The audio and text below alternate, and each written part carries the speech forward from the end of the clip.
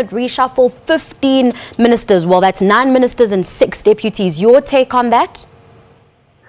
I think that's fairly dramatic if it is 15 ministers. I had read on social media earlier that it would be 9 ministers, but 15 ministers is fairly dramatic and suggests that this is an attempt by the President to reshuffle the cabinet entirely to ensure that everyone in the cabinet supports him.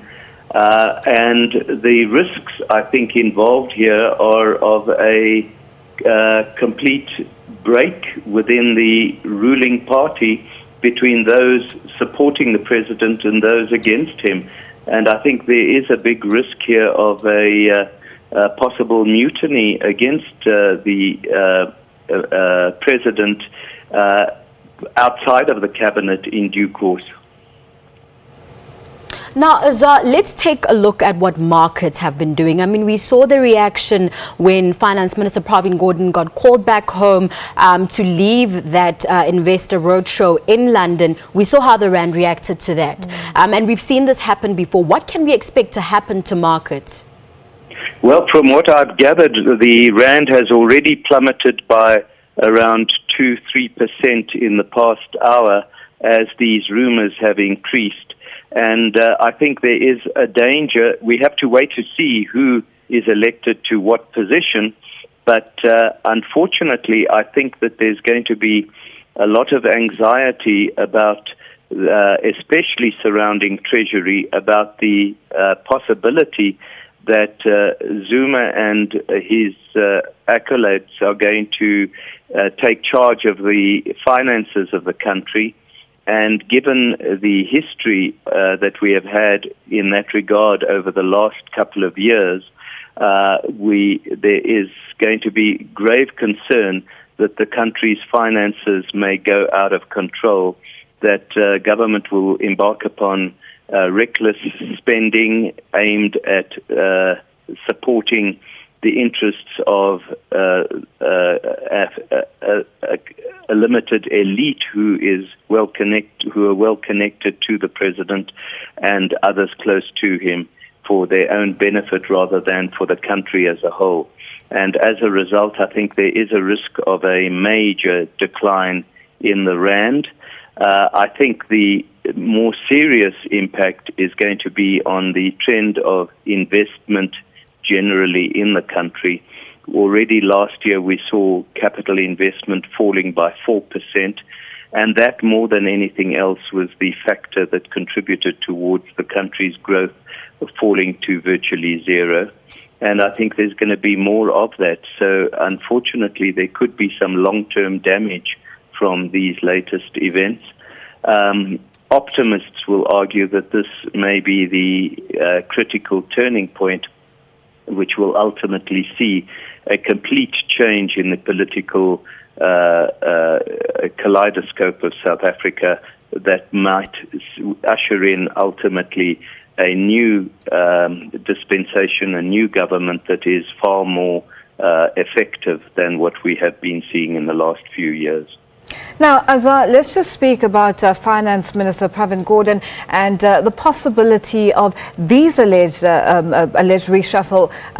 Looking at candidates who are in government and MPs who possibly could take over. Let's look at a person like Brian Molefe. Are we likely to see a person like him who has had a track record and a good track record in terms of his previous positions where he held Transnet and I think the PIC a couple of years ago, and with Eskom before everything happened a few months ago?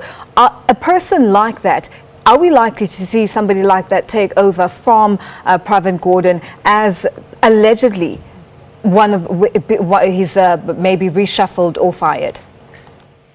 Yes, obviously Brian Molefe is the most obvious candidate for that position because of his stature and experience in terms of managing large organizations. But unfortunately, virtually the majority of candidates who may, including Molefe, who may take over as Minister of Finance, are from now on going to be tainted by the investment community with the stigma of being captured by the president and his entourage. And there'll be huge suspicions for an extended period of time until we see what happens. There'll be huge suspicions that the stability that we have seen in the control of the country's fiscal situation will be lost and possibly lost for an extended period of time, with extremely damaging consequences for the country's image abroad, for credit ratings, and ultimately this could have a very detrimental impact on the man in the street in the form of sharply higher inflation, higher interest rates, and less money available for spending on social upliftment and radical economic transformation, the new catchword. Azar, we'll have to leave it there. Thank you so much for joining us and for giving us an update and your take, essentially, on these reports. Very interesting times we're living in. You know, for me, it seems like this is something that has been there's been talk of reshuffle for a very long time, where we thought President Zuma would do the cabinet reshuffle at a certain point, and where he's expected to do something, he doesn't do it. And when everyone is sort of not really relaxed, where there's a bit of a storm and something happens. And I mean, it's still interesting to look at these images now. You see Gordhan there, you see Ibrahim Patel, Thulas Mcebisi, Mahlobo is also there, and one that we definitely discussed as a close ally of the president, so his name being there. But it was interesting that, you know, it was mentioned that it's probably him being redeployed to another department, not necessarily being axed like some of the others, which are definite, like Pravin Gordhan, for example. But, you know, just let's throw a spanner in the works. It's alleged, it's still speculation, there has been no confirmation. There's a possible media briefing which will be taking place at 11 p.m, which we will be updating on details on that as the time gets closer. But, you know, we know that there are ministers